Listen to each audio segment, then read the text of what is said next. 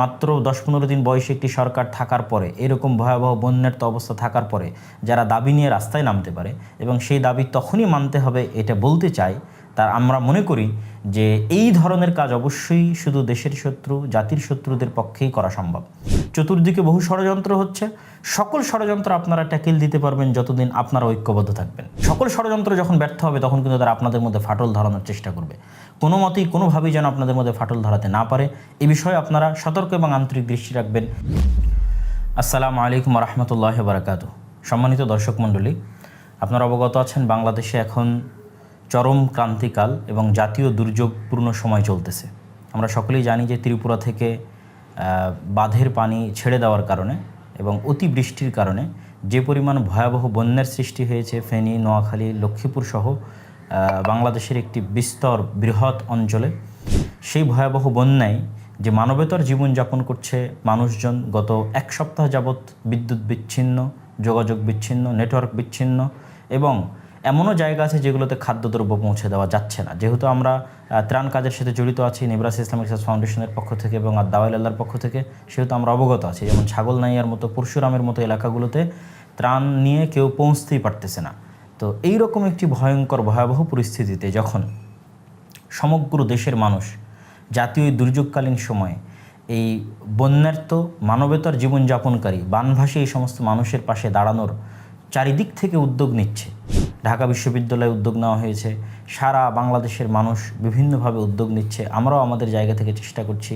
এরকম একটি ক্রান্তিকালে আমরা গতকাল রাতে হঠাৎ করে দেখলাম যে আমাদের কাছে অনেক দুঃখজনক মনে হয়েছে, অনেক কষ্টদায়ক মনে হয়েছে যে সচিবালয়ের মতো একটি নিরাপত্তাপূর্ণ গুরুত্বপূর্ণ জায়গায় গ্রাম পুলিশ রক্ষা বাহিনী বা আনসার যারা রয়েছে তারা তাদের একটি দাবি নিয়ে, জাতীয়করণের দাবি নিয়ে, যে দাবিটি মূলত একটি অন্যায্য দাবি যা আমরা ব্যাখ্যা করবো ইনশাআল্লাহ, তাদের সাথে ছাত্রদের যে সংঘর্ষ তা আমাদের কাছে অতীব দুঃখজনক মনে হয়েছে এবং অতীব কষ্টদায়ক মনে হয়েছে। তো সেই পরিপ্রেক্ষিতে আমরা কয়েকটি কথা আপনাদের সামনে তুলে ধরতে চাই। আমরা সকলেই জানি যে দীর্ঘ 16 বছরের ফ্যাসিবাদী শাসনের অবসানের মাধ্যমে যে নতুন সরকার ক্ষমতা গ্রহণ করেছে তাদের বয়স 1 মাসও হয়নি।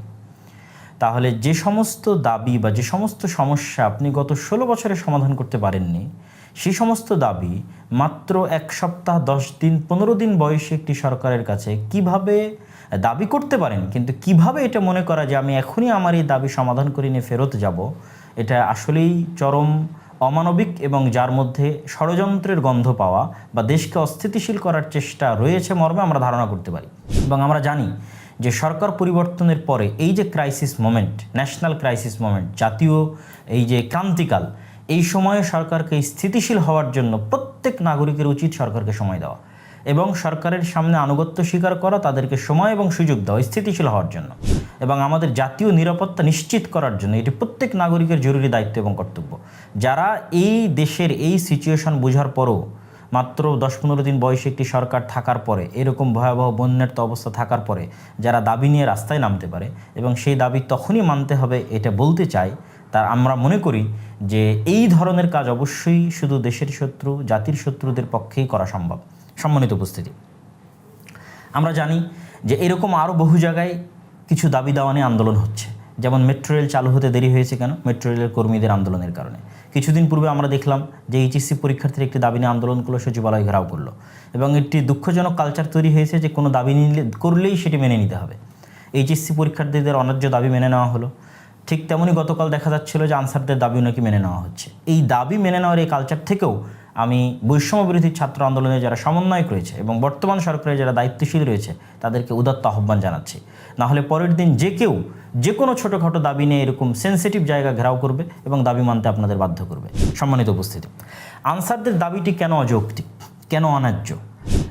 আমি যদি আপনার সাথে একটি চুক্তিভিত্তিক নিয়োগে যাই যে আপনি আগামী 3 দিনের জন্য আমার শিক্ষা প্রতিষ্ঠানে, আমার স্কুলে, আমার কলেজে এই কাজটি আপনি আমাকে করে দিবেন, 3 দিনের এই চুক্তিভিত্তিক নিয়োগে যাওয়ার পর 3 দিন পর যদি আপনি আন্দোলন করেন যে আমার চাকরিটি স্থায়ী করা হোক, তাহলে অবশ্যই এটা অন্যায্য দাবি। কেননা আপনি যুক্ত হওয়ার সময় জানতেন যে আপনার এই দাবি, এই চাকরিটা অস্থায়ী এবং চুক্তিভিত্তিক নিয়োগ।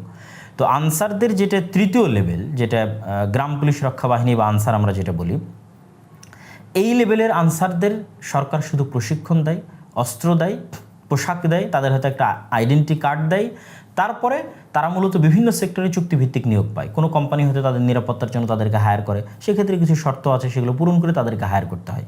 তাহলে যখন আপনি চাকরিতে জয়েন করতেছেন তখন আপনি জানতেছেন যে আপনাকে স্থায়ী করতে বা জাতীয়করণ করতে সরকার বাধ্য নয়, এ বিষয়ে সরকার ওয়াদাবদ্ধ নয়। তাহলে কেন আপনি বলতে চাচ্ছেন যে এই দাবি মেনে নিতে হবে? সুতরাং এই দাবি মেনে নিতে সরকারকে বাধ্য করাটা মূলত একটি অন্যায্য দাবি। আরেকটি বিষয় আমাদের মাথায় রাখতে হবে যে আনসার শব্দটি অনেক পবিত্র এবং অনেক গুরুত্বপূর্ণ একটি শারঈ পরিভাষা। রাসূলুল্লাহ সাল্লাল্লাহু আলাইহি সাল্লাম যখন মক্কা থেকে হিজরত করে মদিনায় গেছিলেন, তখন যারা মক্কা থেকে হিজরত করে মদিনায় গেছিল তাদের বলা হতো মুহাজির, আর মদিনায় অবস্থানরত যারা মক্কার মুহাজিরদের জন্য সহযোগিতা করেছিলেন তাদেরকে বলা হতো আনসার। তো আমরা যেমন আজ 1400-1500 বছর পরে 1400-1500 বছর পরে জন্ম নিয়ে আমরা যেমন সাহাবী হতে পারবো না, ঠিক তেমন আমাদের পক্ষে আনসার বা মুহাজির হওয়াও সম্ভব নয় ওই শারঈ অর্থে। হয়তো আনসার শব্দের যে সুন্দর অর্থ আছে সাহায্যকারী, এটিকে সামনে রেখে হয়তো মুসলিম দেশ হিসেবে তাদেরকে সাহায্যকারী মনে করে হয়তো এই নামটি নামকরণ করা হয়েছে। যদিও আমাদের পরামর্শ থাকবে এরকম একটি শারঈ বিষয়ের এই ধরনের নামকরণ নিয়ে দ্বিতীয়বার চিন্তা ভাবনা করা উচিত এবং ভাবা উচিত। সম্মানিত উপস্থিতি, আমি সরকারের প্রতিও একটি উদাত্ত আহ্বান জানাতে চাই। বৈষম্যবিরোধী ছাত্র আন্দোলনের যারা সমন্বয়ক রয়েছে, দায়িত্বশীল রয়েছে, তাদের প্রতি উদাত্ত আহ্বান জানাতে চাই। আপনারা যেমন সরকারকে অস্থিতিশীল করার জন্য বিভিন্ন দিক থেকে যে চেষ্টা হচ্ছে এই বিষয়ে সতর্ক দৃষ্টি রাখতেছেন, ঠিক তেমনি এই বিষয়ে সতর্ক দৃষ্টি রাখবেন যে সরকারের মধ্যে থেকে, বর্তমান উপদেষ্টা পরিষদের মধ্যে থেকে কোনো উপদেষ্টা যেন এমন কোনো বক্তব্য, এমন কোনো কথা না বলে যেটা এই দেশের ম্যাস পিপলকে, জনসাধারণকে হার্ট করতে পারে। যেমন আমরা স্বরাষ্ট্র উপদেষ্টার বক্তব্য শুনেছি, ঠিক তেমনি কিছুদিন পূর্বে আমরা একটি সংবাদ দেখলাম ঢাকা বিশ্ববিদ্যালয়ের একটি নারী আন্দোলনের নারী সমাবেশে গিয়ে আমাদের জনৈক উপদেষ্টা, নারী উপদেষ্টা, তিনি তাদের 13টি দাবির সাথে একমত পোষণ করেছেন, যে দাবিগুলোর অধিকাংশ দাবি ইসলামী শরীয়তের সাথে সরাসরি সাংঘর্ষিক। যেমন নারী স্বাধীনতার নামে গর্ভপাতের অধিকার চাওয়া, এটি সরাসরি ইসলামের সাথে সাংঘর্ষিক। ঠিক লিঙ্গ বৈষম্য দূরীকরণের নামে সমকামিতার অধিকার চাওয়া, এটি সরাসরি ইসলামের সাথে সাংঘর্ষিক। তো এই ধরনের সেন্সিটিভ ইস্যুতে যেন সরকারের যারা আছে, যেই ধরনের কথা বললে দেশের জনসাধারণ হার্ট হতে পারে, সেই ধরনের কথা থেকে যেন অবশ্যই উপদেষ্টা পরিষদে যারা আছে তারা যেন বিরত থাকে। এই বিষয়ে আমি বৈষম্যবিরোধী ছাত্র আন্দোলনের যারা সমন্বয়ক রয়েছে তাদের প্রতি উদাত্ত আহ্বান জানাতে চাই। এবং সর্বশেষে আরেকটি বিষয়ে সতর্ক থাকার আহ্বান করব। চতুর্দিকে বহু ষড়যন্ত্র হচ্ছে, সকল ষড়যন্ত্র আপনারা ট্যাকেল দিতে পারবেন যতদিন আপনারা ঐক্যবদ্ধ থাকবেন। ঢাকা বিশ্ববিদ্যালয়ের ছাত্র এবং বৈষম্যবিরোধী ছাত্র আন্দোলনের যারা সমন্বয়ক রয়েছে তারা যতদিন ঐক্যবদ্ধ থাকবেন ততদিনই আপনাদের শক্তি, এবং ততদিনই আপনারা এই ষড়যন্ত্র ট্যাকেল দিয়ে আপনাদের বিপ্লবের চেতনাকে ধরে রাখতে পারবেন। অতএব কোনো পক্ষ যেন কোনোভাবেই আপনাদের মধ্যে, সকল ষড়যন্ত্র যখন ব্যর্থ হবে তখন কিন্তু তারা আপনাদের মধ্যে ফাটল ধরানোর চেষ্টা করবে, কোনো মতেই কোনোভাবেই যেন আপনাদের মধ্যে ফাটল ধরাতে না পারে, এই বিষয়ে আপনারা সতর্ক এবং আন্তরিক দৃষ্টি রাখবেন। এই বলে আমি আমার সংক্ষিপ্ত বক্তব্য এখানেই শেষ করছি।